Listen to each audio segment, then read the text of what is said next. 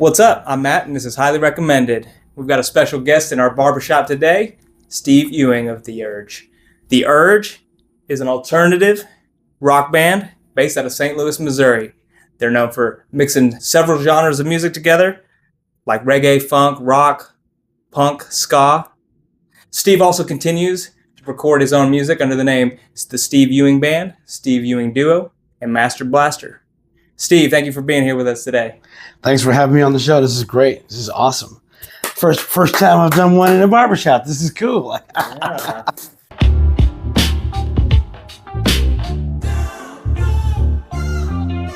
This is super fresh. Love it. How was your drive in from St. Louis? Piece of cake. Love coming into Kansas City. It's always a fun time here. The Urge, like I was just saying, this used to be like a home away from home for us. We were here so much. The city has a lot to do with how well we did throughout, through the region. So I'm glad to hear that. It's amazing here. Yeah. Let's start with the history of The Urge. And the people that know you probably know a lot of this already. But so The Urge was formed in 1987? 87, yeah. 87, okay. Yeah. Take me back to those early days. What was it like back then for you? So I was still in high school. The Urge had been a band already. And they had a singer for a hot second who quit the band. And I was still in high school. I met the drummer's sister. And I was in choir and I was all this stuff, whatever, doing my singing thing. And like, man, my brother's got a band, The Urge. And I'm like, I know who those guys are because I see them around all the time. They're older than I am, but I knew who they were. And she's like, they need a singer. You should audition. So I went and I met the drummer and went in there and talked to him and kind of got a vibe for what they were doing and auditioned. And I was like, boom, I'm in the band. And what's cool about it was that's all I wanted to do was be in a band. So this was like a perfect opportunity without me having to actually start a band from scratch. Sure. They were already together. There's like some cats that have been together since high school. And we all went to the same high school. We went to a school called Webster Groves High School. And I would have been a junior at that time. And these guys were already graduated, but it was just, I stepped into a whole different world at that point. It was awesome. So was the type of music that they were playing the type of music that you would have done on your own, or was that something that they brought to you? So when I came into the band, the stuff that they were playing really sounded like U2, like early U2, early Police, had that kind of vibe to it. And really, we hadn't really brought the whole ska and hardcore element into the band until I came in and we started listening to things like Bad Brains. And we started trying out new stuff. And I think with the other singer they had, maybe we couldn't do this with the other guy. He wasn't into that. And I was into just a wide range of stuff. And when I came in, like a huge fan of ska, so I was a big Specials fan, big English beat fan, big reggae fan. And that's kind of where we all met, the intersection of ska, reggae, and funk. Actually, we were enamored by James Brown. We thought James Brown was like the god, you know what I mean? So we felt like we were going to bring James Brown back. Yeah. On stage, Yeah. too. So we had all them things together. Add a little Bad Brains. This was late 80s. Living Color came out the next year, 87, 88. And that changed everything. That changed the whole landscape, period, musically. So people's eyes started opening up to black musicians playing rock. So that was a whole new thing. So that kind of opened my eyes up. And so our sound changed at that point. And we became primarily known as a ska band that had like a kind of a funk and hard edge to it. Let me touch on that when you mentioned the being black thing. Mm-hmm. Can you want to elaborate on anything like that? Maybe the struggle that you did have in the 80s or anything like that? So as we know, music was and still is very segregated, especially up here in the pop world, especially in the 80s. So you didn't hear about much of black musicians playing rock. If you brought up the idea, it was like, why would you do that? Like, why are you doing that? So there wasn't much of an audience at least in St. Louis in the Midwest region, we just didn't see it at all. So for us, we were really kind of pushing some boundaries. Like, well, I'm Black.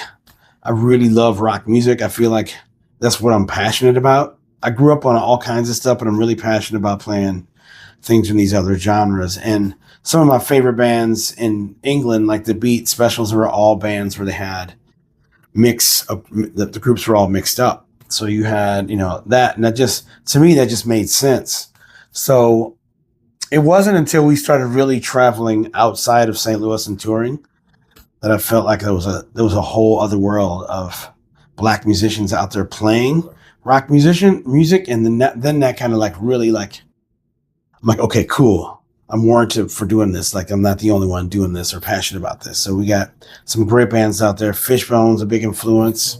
Like I said, Bad Brains, Living Color, 24/7 Spies. And so good, really good friends with those guys for years. So Jimmy Hazel. Aren't they a Kansas City band? No, they're from New York City. Okay. But they're once again another band that just came through St. Louis a lot, or Kansas City a lot. So okay, because they played down at the Hurricane, 24/7 Spies. Yes. And they hit hard. Okay. They're hardcore, yeah.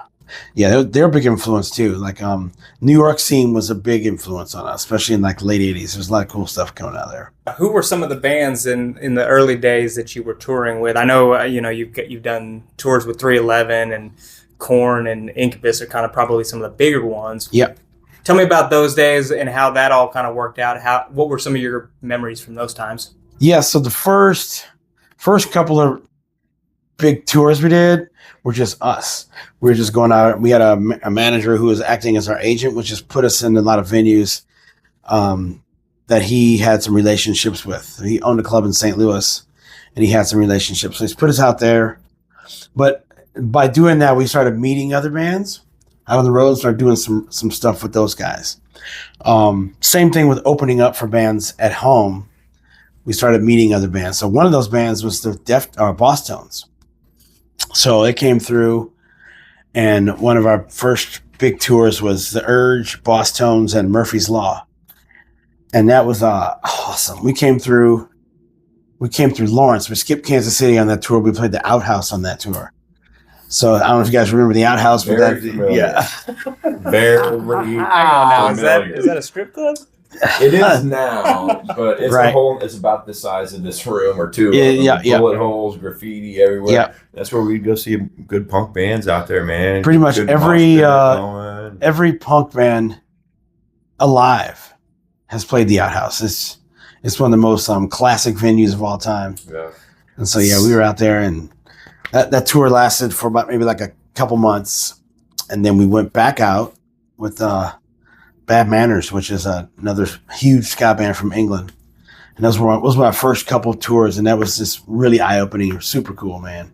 Yeah, I didn't grow up around here, so I know of the Outhouse, but I probably, it's different now. Yeah. Okay.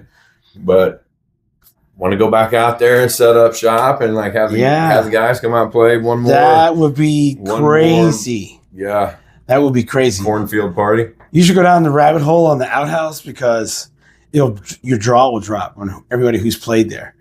You wouldn't believe who's played there. It's pretty cool. Okay, I'm going to get my history up and I'm going to go. Yes. I need to know about this. Yeah, the last time we were there, I remember shooting guns out in the cornfield before the show. Yeah. It was like There's that. bullet holes in the walls just- in there. Okay. Nothing mixes like music, guns, and alcohol. Just shooting at shit. Oh my gosh. Oh, that's a great memory. I mean, Yes. and that's cool because that's like right around the corner from where we're at. Yep, right down the street, no doubt. Yeah, it's a little bit of history tie-in to the local area, so appreciate you bringing that one up. I know your band went through several breakups over the years. Tell me a little bit about, if you don't mind, what led to those breakups in the first place? Sure. And then when you reunited, I mean, were things the same? How did your music change? What was going on there? So this is great because we had the first 311 tour we did with the original band was pretty exhaustive. So it was a long tour. So we came back, the guitar, our drummer, our original drummer, I don't think was mentally ready for that. and not everyone can tour like that. So he kind of is like, I don't want to do this anymore. So he quit, and we got a new drummer who's amazing, who's the Urge drummer now. And he was in another band that already covered Urge songs, so he knew all the material. It was perfect. In fact, his first gig in the band on the road was in Kansas City, a place called the Rumba Box downtown. And so once again, we rehearsed for maybe a little while, went back on the road for 311 for a second part of that leg, and that tour lasted a long time. And the same thing happened with the guitar player. He's like, man, I don't really want to go out on the road this long. So he left the band, and then we ended up grabbing another guitarist who was friends with John, our drummer now. And that's the lineup that you kind of know right now. And we just started adding horn players to that mix. And we recorded Receiving a Gift of Flavor, which was our first major record, which turns 30 this year, actually. And that kind of, everything just kind of started taking off from there. Now, from then until 2000, we just didn't stop. We basically, for about 6 years straight, if we weren't on the road, we were in the studio. So we'd go in the studio, get on the road, studio. And this is typical for bands. And then after that Too Much Stereo tour, which came out in 2000, we just burned out. Just got tired. Just got tired of being around each other, tired of making the music together. So we decided to break up. That was 2001. And then I moved to LA like shortly before that and just stayed there. And then about 2006, I came back. My wife got pregnant. We came back to St. Louis, kind of, reestablished some roots. And then just, it's very cliche, but our drummer got married and we were all together at the wedding. And there just so happened to be a drum kit up there on the stage, whatever. And we got back together and started jamming at his wedding. And at that moment, we're like, we should get back together. We should start doing some stuff. And it's so cliche, but that's how it happened, though. Wow, yeah. Crazy. Wow. How old were you during this time, and how much older are the other gentlemen? Because you said you were still in high school back in the 80s. Yep. And I was in high school when I started listening to you, and you're only a few years older than me. So Yep. So I'm right in the middle age-wise. Carl is the oldest. He's 3 years older than I am. And I was, during this whole period of time, like in 95, I was 25. We made Receiving a Gift of Flavor. So by the time we made Too Much Stereo, I was like 30 years old on that last tour. And was kind of just burned out from really just being on the road. And really wanted to get back in the studio, work on just a new sound altogether. And that's kind of that's where we kind of butted heads on like what we're going to do creatively in the studio. So like, let's part ways for now. So, yeah. You were talking about St. Louis earlier, and I'm going to come back to that right now. You moved to LA, but then you decided to come back and establish roots. So tell me a little bit about your city. What does it mean to you? Sure. St. Louis is great. I mean, I was born and raised there. I felt like as a St. Louis musician, as a St. Louis band, we were underdogs because there's no industry there.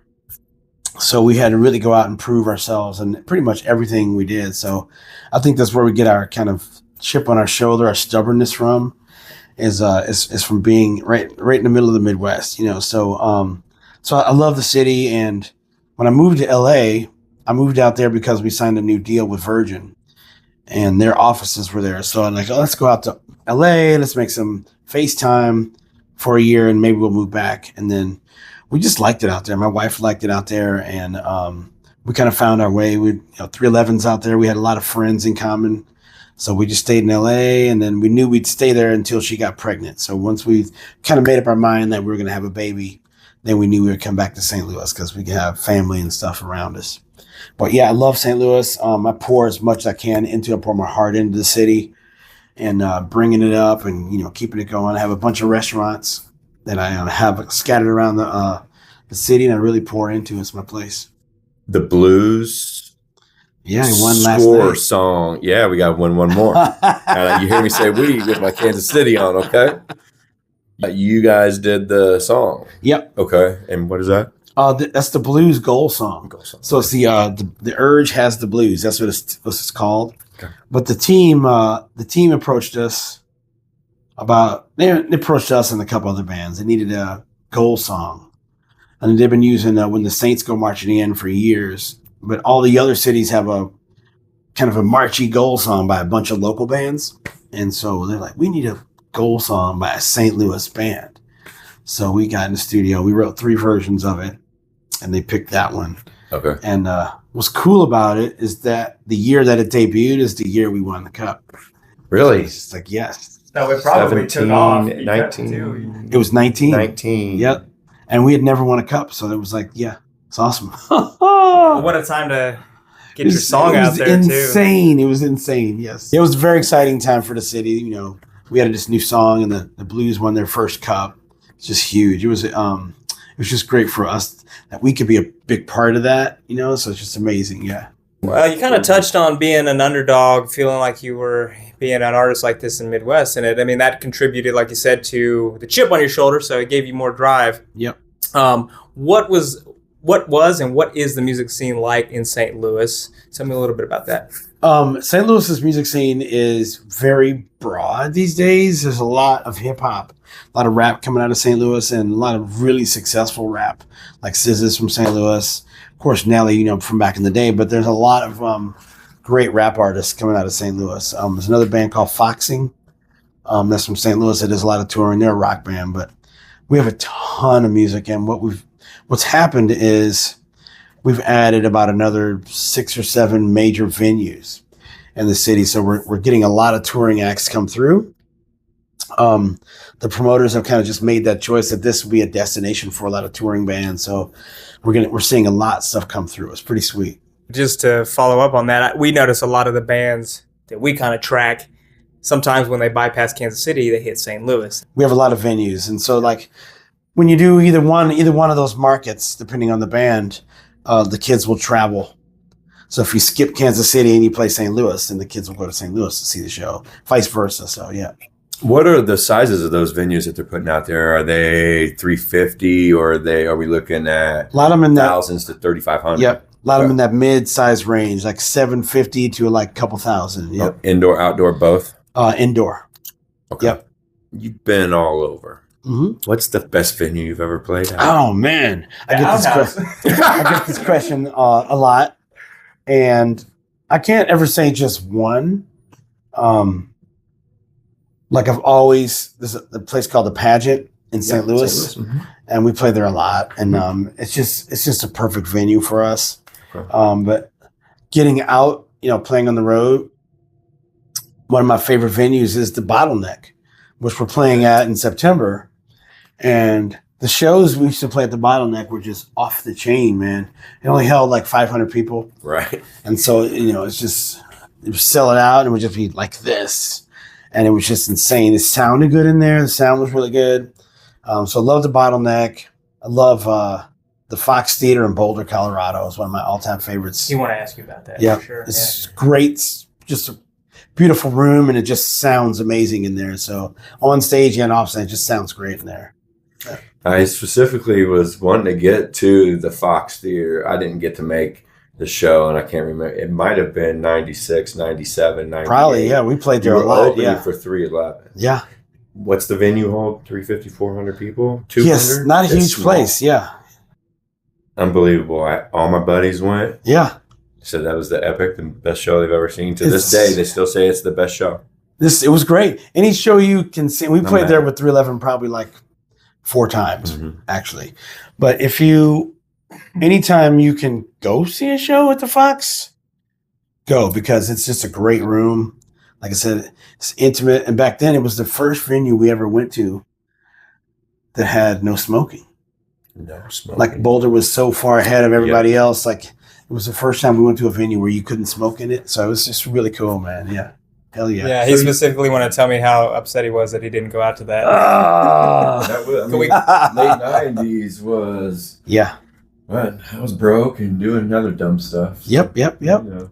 Yeah, we would have our I-70 run, essentially, like Indianapolis, St. Louis, Kansas City, Lawrence, Manhattan, Hayes, everything all the way out to Boulder, basically out to Boulder, Denver. So yeah. You played in Hayes? Yeah. Oh yeah. Where? Like a tumbleweed? we did a couple of festivals in Hayes. Okay. At their big they have a big music festival. I don't know if they're doing it now, but that's where we met Pomeroy's band from around here called Pomeroy, and we met those guys at that festival. But yeah, Hayes. I mean, all those small towns heading out that way. Pittsburgh, Kansas. You ever heard of that? Yeah. That's where I went to college. Yeah. Did you go there? Yeah, I went to Pitt State. I mean, but they like to party there, so that's not surprising. What's the what did you do down in Pittsburgh? Were there venues, or was it just this place was like a bar, but they had a stage out back, and it was the Urge, and I think it was Funk Junkies on this show with us, but once again, crazy. It's insane. This place only held probably like 400 or 500 people. Just outdoors in the back, and it was just nuts. And it's kind of in the middle of nowhere, so yeah. Would you want to go play festivals now? We do. You do. So with Urge, that's what we do. We do a lot of festivals these days. Okay. So we go into cities and do venues, but most of the time, especially during the summertime and fall, we're booking festivals. It's easier. It's fun. It doesn't require as much production when we're out. So it's and like I said, it's just way fun. It's easy. You can jump on and play an hour and have a great time without all the hassle. So it's great. Right. You want to plug a couple of them for everybody that's listening on some of these that you got coming up? So we got Point Fest in St. Louis, which is the radio station festival, May 17th. And then we are in Omaha, Nebraska for River Fest. Okay. For the river. It's their 30th anniversary of that radio station. It's a really influential radio station for all of us bands. And we're playing that one July 12th. And that's Omaha. So it'll be 311, Urge, and Sublime on that one. So it'll be a pretty big one. So those are the two festivals we got, two major ones we got going this summer. Maybe we can get out there and check that out too. That sounds awesome. You know I asked him that, right? I don't know where you're going with this, AJ. Tell me. I want to get him to Everwild. Oh. That's a big festival with some of the guys that we know. Tropodelic is the band. Yep. And where's this festival? Thornville, Ohio. Ohio, okay. It's usually the last couple days of July and 1st of August. Man, that'd be awesome. We did the cruise, the 311 cruise. Tropodelic was on that boat. We met those guys, super nice guys. Yep. And I know they pair up with them a lot for stuff, but yeah, that'd be awesome. Was that this past cruise you're talking about? No, the one prior to that. Yeah. Yeah, I've heard a lot of things about that cruise. Just haven't made the money to be able to get out there. But yeah, it's on a bucket list for me too. Yeah, those are great. Those are amazing. First of all, just being on a cruise and then all the music that you love. And we just play nonstop. So we did one with Fishbone was on the cruise with us, and Less Than Jake.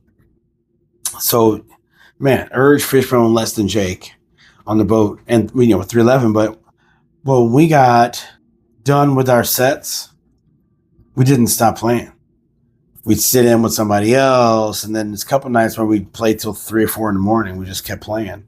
Yeah, I mean, a lot of the festivals like that, I think there's like these sort of pop-up shows, you might call them. Or, you just sit in on somebody's set. Yeah. And it was so nice, man. It was so cool. It's an experience that you're not going to get anywhere else besides some. You kind of have free range, free. You can just fire everything up, and no one's telling you to stop playing. Yeah. So it's kind of nice. Yeah, and all your friends are there in a sense. So you guys get to have a little fun and party, and it's less serious, That's awesome, man. That sounds awesome. Let's talk about the businesses. So not only are you a talented musician, but you're a businessman. Yep. Steve's Hot Dogs. Yeah, man. So I opened, my first hot dog cart I bought in 2008 when I was playing a show. And I noticed after playing shows regionally, nobody had food outside. Now if you go to New York or Chicago at the time, or LA, or New Orleans, there was always a street vendor. And I even noticed in Kansas City downtown, there used to be some street vendors. Kind of. But in St. Louis area, there was none. So I'm like, I'm gonna buy one of these. bring it along and just see how it goes, right? And people just started going crazy. We sold out every night, sold out of the food. And I'm like, well, I can't do this all year. So I found a restaurant. I found a little sandwich shop, took over the lease, and then we moved in there in 2011. And I had that. You know, fit like 10 people in the dining room. And we did that for 2 years. It was packed. And then we opened a second one, 2 years later. So at one time I had 2 restaurants pretty close to each other. And one kind of cannibalized the other one, so I closed that one. But then we expanded into a larger space. And then from there, we expanded into the soccer stadium, the hockey arena, the football stadium. So we expanded into all of the sporting, venues. And then we opened 2 more last year. So we opened one in 2 more suburban areas last year. You have that, so I'm asking, I guess, some of the barbecue joints in our city here would be exclusive at Arrowhead.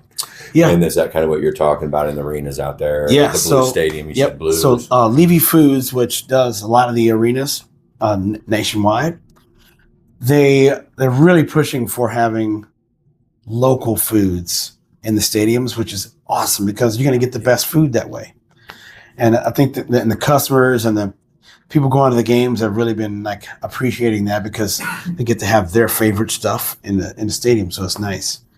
And so that relationship spawned a lot of other things for us. So. Okay. When you say cart, the hot dog cart, yeah, I'm thinking the 2 wheels with a push and a little awning. So mine had a little hook that went on a trailer, and then you hooked it along, and then drop it off, put the umbrella up, and start serving hot dogs. Man, it was insane. How many did you start with? Do you remember that first night you first sold out? Oh man, that is a good question. Let me see. I was I was just outside of St. Louis, about an hour outside, and I think I maybe brought a couple hundred hot dogs maybe with me, and they were gone like that. And so I had at the time, my roadie's assistant, I'm like, dude, you got to go get some more hot dogs, man. So he actually ran to the store and bought more hot dogs, and probably another 100 hot dogs, whatever he could find. And we sold out of them too. So yeah. That's awesome. Yeah. So you knew right away this was going to be successful. Yeah. And the cool thing about it was I don't have a restaurant background. So it's an easy way for me to figure out how to learn how to do food service. So I could jump right into that whole thing without having to have a lot of background in food. So it's pretty cool. Now I can't say that I've ever had Steve's hot dogs yet, but I don't make it out to St. Louis probably as much as I could. But I was looking at the menu and I watched some videos. So your hot dogs are like these specialized, unique collaborations of different foods. Yeah. What is the best item or your favorite item on your menu? So we have one called the Bacon Jamaican, which I love. It's bacon twice. Mm-hmm. Yeah, I'm hungry. It has a ton of bacon on it. It's got grilled bell peppers, grilled onion. It's got a house-made honey chipotle sauce on it. And then we line the bun with pepper jack cheese. So it's just delicious, man. And what we do is what makes our dogs special is we cold smoke them and then we fire grill them. So and then we have a local bakery. So we have our bread is fresh every day. So we have a local bakery that makes our bread. So it's pretty cool. Yeah, it's safe to say these aren't your average hot dogs. They are not. Yeah. Would you like to tell everybody when you're going to be bringing this to Kansas City? How soon will you have that here? I tell you what, I don't know when Steve's just coming to Kansas City, but we definitely have our eye on it. Just because for us, it could be actually done logistically. And we have some really great friends of ours who are here. They're called Session Taco. Okay. They used to be called Mission Taco, but they're here and they're from St. Louis. And it's really, I went to high school with those guys. Okay. So so we've gotten a lot of good information on how to navigate Kansas City food wise. So we definitely have our eyes on it for sure. There's nothing like that here. I realize that, yeah. It's an untapped market. Maybe not put this out. Do not steal the idea. Right. If anybody that steals the idea. Well, you know what, though? People would support it knowing who you are, and you've already established yourself in St. Louis. So I don't think there'd be a threat that somebody comes along and does that here in Kansas City. No, there's never that, honestly. What I've learned is there's always room in the marketplace. And in St. Louis, we're extremely collaborative. So all the restaurants know each other. We all like have meetings with each other. We help each other out. We do that. That's how our restaurants survive in St. Louis is we all talk to each other. Even restaurants doing the same shit. You know what I mean? Like, so we all talk to each other. So there's plenty of room in the market, big time. Yeah, that's odd to do that too. So that's very good to hear. Yeah. Well, it makes me wonder if, like, with the Kansas City barbecue joints, because there's so many of them, but they, for the most part, they all seem to be thriving. Yeah, KC barbecue is huge. Yeah, they're all different. Yeah, it's exciting to come here and get the barbecue, of course. Like, good. And let me plug Jazzy Bees right here. We got Jazzy Bees for you. Very cool. And they're located out of Lee Summit. So next time you come in, I'd love for you to go up there and meet my buddy Brandon. Man, I would love to have you. I'm definitely going. But we'll send this barbecue with you so you can get fat before the show tonight. Sweet. Well, now Jazzy Bees, just to add to that, is they actually host musicians and have bands in there, correct? Yes. Try and stay more on the jazz. Cool. Therefore, and you're eating dinner, so that's great. I mean, if the Urge was there, we probably would break windows and be a little different. But yeah, it is a very nice place. That's cool. Maybe I'll segue into the solo stuff, and I don't know if it's correct to say solo stuff, but good, yeah. What you do outside of the Urge, the Steve Ewing band, the Steve Ewing duo. Tell me a little bit about that sound. How does that differ from the Urge, and what's going on in that world? So coming out of touring with the Urge, moving out to LA, I had a bunch of music that I already had made during the time that we were making Urge stuff. I had a bunch of other stuff that was used for demos. And I'm like, man, maybe if I just work on my chops production wise and just work on some of this other music and see what happens with it. And then I ran into a bunch of other musicians from St. Louis in LA. Like, dude, we should put together a band. So I actually put together a band. We called it the Steve Ewing Band. We'd start touring a little bit with that. And the sound had more of an electronic feel to it and a little bit more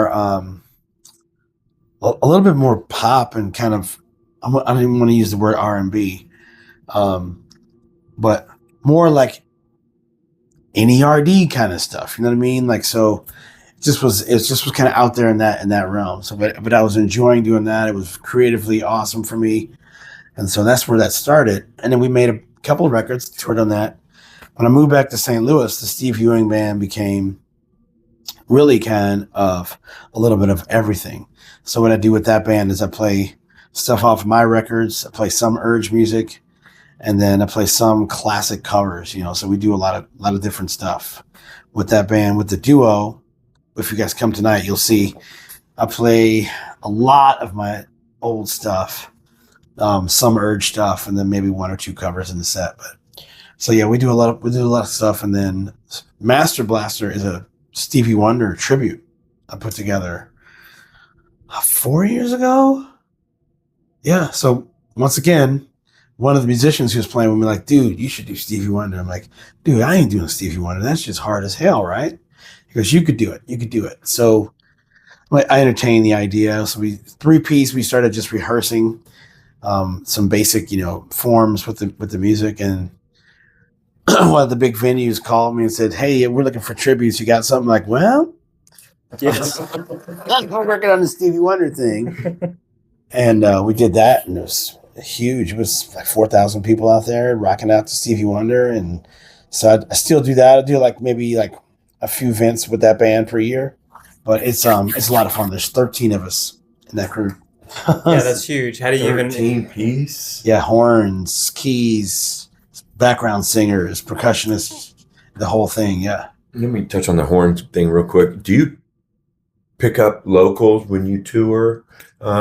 Like local guys here that play the horns, trombone, trumpet, everything. No, so miraculously, the horn guys in the Urge are the same ones that have always been in the Urge. Okay.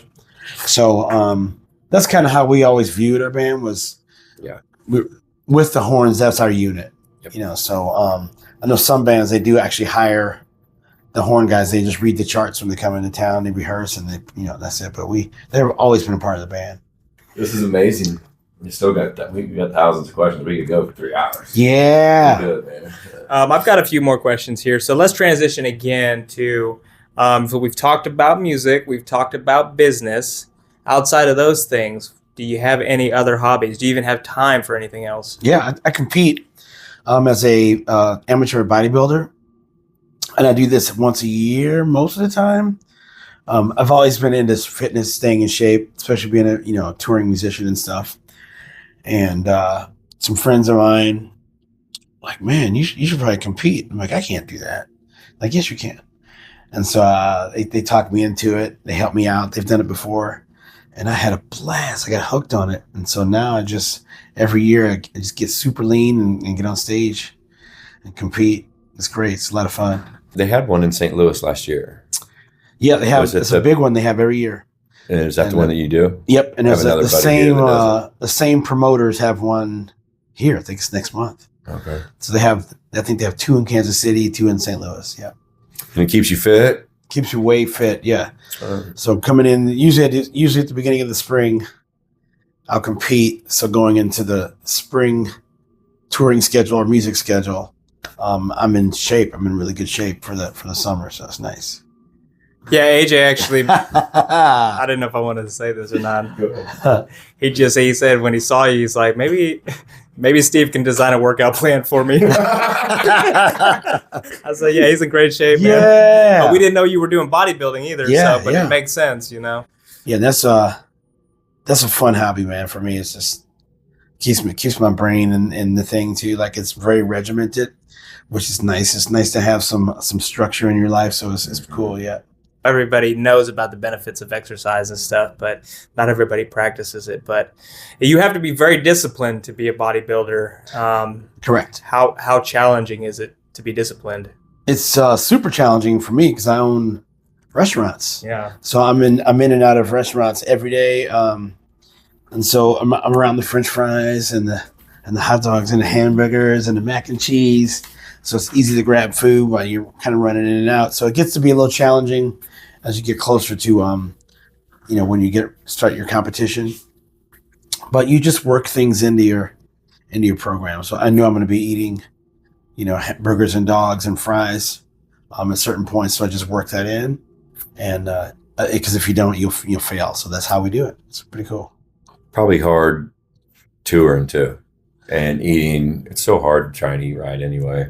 But then all the fast food, the convenience stores, all that. It's very hard. I think that's why you find, at least for me, all through the Urge years of touring, I was vegetarian. So I was vegetarian for 21 years. And that lifestyle is very regimented. So in other words, like, you can't just eat anything on the road. So it keeps you kind of in line on what you eat. And you need to eat well on the road because the road is different. It's hard to explain, but the stress becomes really bad if you're eating like shit. So if you eat like shit, the stress of the road becomes worse. I don't put it that way. Yeah. I'm glad you said that. Some people probably will be glad to hear that too. Yeah. Oh yeah. You got any advice for any of the up and coming musicians out there now that maybe aren't signed? That, of course, everybody wants to go and make it. Yeah. Yeah. But some of them that aren't signed maybe want to stay independent. Do you have any recommendations for any of those guys or gals? I mean, I'm old school, but I think it still stands to play as much as you possibly can. Try and release music as much as you can. That way you stay practicing your creativity. The more you are in that realm, the better you get. Same with performing. The more you perform, the tighter you get, the better band you become.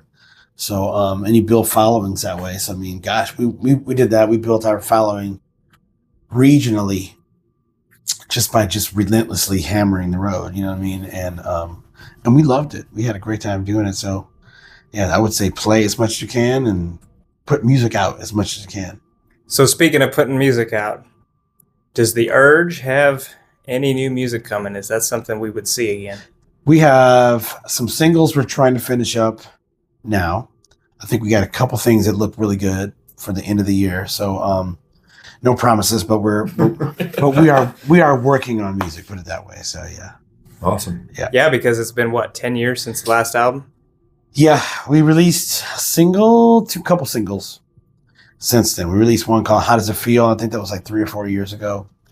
And then, so yeah, we're trying to, these days for us, the idea is to release singles. That's just the way of it now with technology change. You kind of do singles, and then eventually you might put that together as an album. Yeah.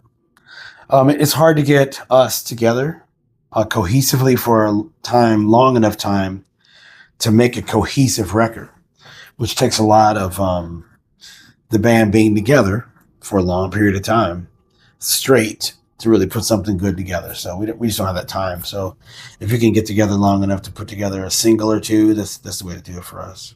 Yeah. What about your solo stuff? Are you putting any new music out there as well? I just have been recording some covers. So like I put out a cover of Cult of Personality by Living Colour last year.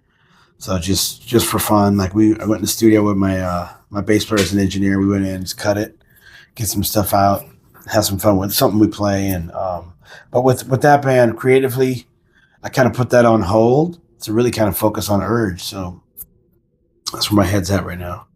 We're looking forward to hearing what you guys sound like in the new stuff. Yeah. Now, before we close this out, AJ, did you have any last questions you wanted to ask? Does everybody live in St. Louis? Yep. Or close to? Yeah, the whole band is in the St. Louis area. Okay. So some of us, I live in the city. Some of us live out in the surrounding suburban areas. But yeah, we're all came from St. Louis too. So, okay. Yep. Have you heard of the Union Barbershop? Yeah. I need you to go down there. Lady, Megan the barber. Yeah, I know Megan. Okay. So have you been in there? Shout out Megan. Shout out to Megan the barber. Megan is awesome. Love her. Yeah. Love that spot. Yes. She's right down in Soulard. Yeah, she's amazing. Yeah. So proud of her. Yeah. I hope she's doing well out there. She's doing great. And awesome. sometimes she does pop-up haircuts and stuff like that. She's like super sweet. She is very with the times, I would say, I guess, the Instagram and all. Like I said, I'm not going to do all that. And, she's good. Yeah, Megan's meet great. her and love what she did with the spot out there. Yeah, we have a lot of guys in my band she cuts their hair too. So yeah. Okay. All right, Megan. Yeah. He just wanted to put a plug out for somebody he knows out there. Yeah. She's pretty dope. It is a awesome barbershop. Yes, no doubt. Yeah, he was showing me a video just beforehand. And it made me think that it was a tattoo shop, the way it looked in there. But just from where she was standing, there was like flash art and stuff on the wall. But it's great. Anybody that's in St. Louis, go see Megan. I agree. After you eat Steve's. Yep. Let's get you some Steve hot dogs. Go get a haircut by Megan. Yeah. We highly recommend it. Me too. Yeah, we're going to get Steve here to tell us about... like if it's the end of the world, he's got 5 things to grab. What are those 5 things you're going to grab? Oh my gosh! Sometimes we throw like an off. Oh my gosh! Good God! All right. Well, we'll make that our last question if you want to answer that one. In some interviews recently, I asked that just to kind of see what things are important to you. If there was an apocalypse or you had to evacuate your city and you have time to grab like 3 things. What are those things? Oh man, I don't even know. Never been asked this one before. Like, what would I grab? My phone, my wife, and my child. That's usually a top answer. I'd scoop them up. I'd grab my car. That's 3, right? There you go. What else would I grab? Some type of device that I can play music on. Yes. And some type of device I could watch movies on. Yeah. Probably grab all my old DVDs or some shit. Like, yeah. Yeah, because you're going to get bored in the apocalypse. As long as the zombies haven't taken over, right. You need some movies to watch. I need some movies to watch. You start writing new apocalyptic music. Yes. Well, good answer. That was. It's funny that you brought that one up. Normally, that's a question I throw out there at the end. That's great. All right, Steve. We appreciate you being on here. Is there any final words you want to leave the fans with, the people that might be watching this? This year is a great year for us. The album "Receiving the Gift of Flavor" turns 30, and the album "Too Much Stereo" turns 25 this year. So a couple anniversaries when we're doing the shows in Lawrence in September. We're doing a mix of both records, both nights. So it's two complete separate shows. So we're really digging into some deep cuts on all these records that we haven't played in years. Some we have never played. So that's a cool thing we're doing. And, go to theurge.net to, kind of get an update on what we're doing and check the socials. But we're going to be a little busier than we normally are this summer with stuff. So. Awesome. Thank you. Thanks for coming. Yeah.